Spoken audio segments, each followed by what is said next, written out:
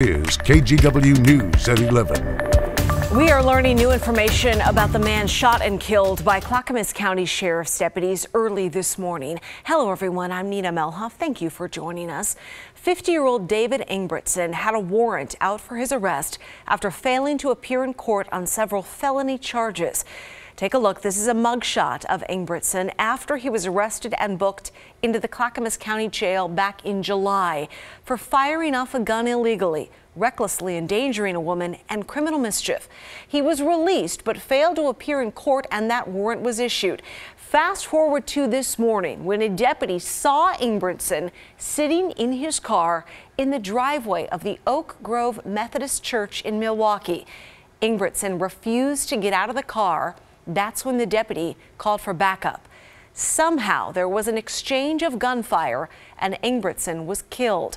The deputies were not hurt and are now on paid leave while that investigation continues. We'll keep you updated. Our other top story tonight, the wind that has now made its way to the metro area. Just in Portland, firefighters are currently on at least 9 reports of power lines down and hazards from the wind.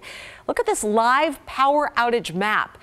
34,000 Portland General Electric customers are without electricity. We have been watching these outages start in southern Oregon and work their way up here north.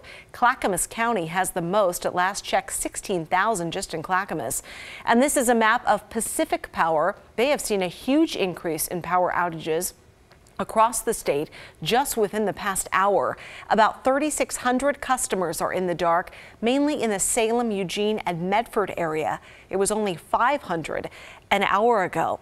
All right, let's get right to meteorologist Joe Rainieri. You have been tracking this wind and you just checked the wind gauge at PDX. Yeah, and it's right around 43 miles per hour. And that's a number, Nina, that's going to increase over the next couple of hours. We're basically in that window where we're going to be seeing the peak wind gusts anywhere from 40, 45, maybe even close to 50 miles per hour in a few locations. So here we look at the map. These are the current gusts outside Portland. 43 at the Portland International Airport. Take a look at Troutdale. You're looking at gusts close to 50 miles per hour. And these numbers are going to continue to climb, as well as the power outages over the next 3, maybe 6 hours or so. And as you look down across the state, we're starting to see breezy conditions really all over as this system moves in from the south, bringing a lot of wind and rain. So right now, I have the futurecast queued up. This is about 12:30, so another 90 minutes or so. This is when we'll really start to see the winds pick up a little bit.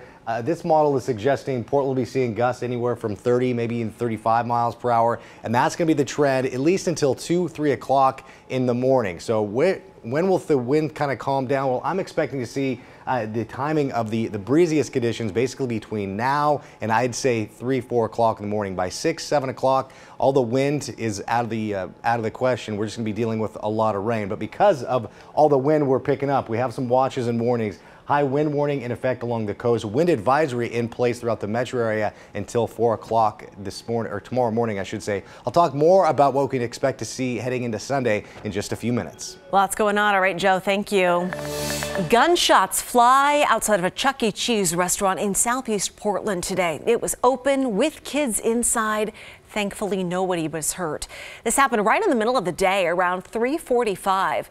Portland police got the call that there was shooting going on outside the Chuck E. Cheese and found shell casings in the parking lot, as well as a parked car nearby with a bullet hole.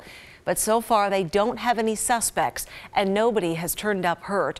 The children's restaurant normally stays open till 10 at night on a Saturday, but closed early shortly after the shooting. A very sad update to a missing persons case near Estacada. 2 men who went to visit a hot springs and were missing for 4 days have now been found dead. This is video just into the newsroom tonight from the Clackamas County Sheriff's Office.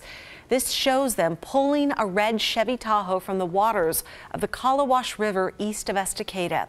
Investigators say it appears Chase Villarreal and Kevin Shaver were speeding and drove off Highway 224 straight down into the water. The pair were killed and their bodies were found in the car. Deputies say the men had gone to visit a hot springs on New Year's Eve, and when they didn't come home, family called 911. It took several days to find them because the car was fully submerged. Chase's dog was found alive on the bank of the river. and rescued. Still no movement on the government shutdown today, though. Both sides will meet again tomorrow. But now that this is stretching into the 16th day of federal workers not getting paid, we could be seeing the effects in airport security soon.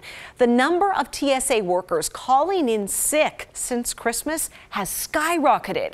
At Dallas-Fort Worth Airport, the number of sick calls has risen 300%, they estimate, from about 30 workers per shift on a normal day to 90 workers per shift not coming in. At JFK in New York, the TSA says 170 people have called in sick every single day this week. Union officials say workers are finding other cash jobs in the meantime. Many of them are citing the cost of childcare as a reason to stay home while they're not getting a paycheck. TSA employees are considered essential federal workers. We were not able to confirm if PDX has seen higher levels of sick calls, though.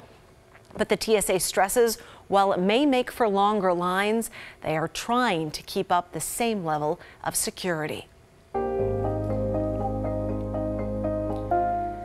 Oregon Senator Jeff Merkley says he is going back to the border to get answers on how an 8-year-old migrant boy died while in U.S. custody.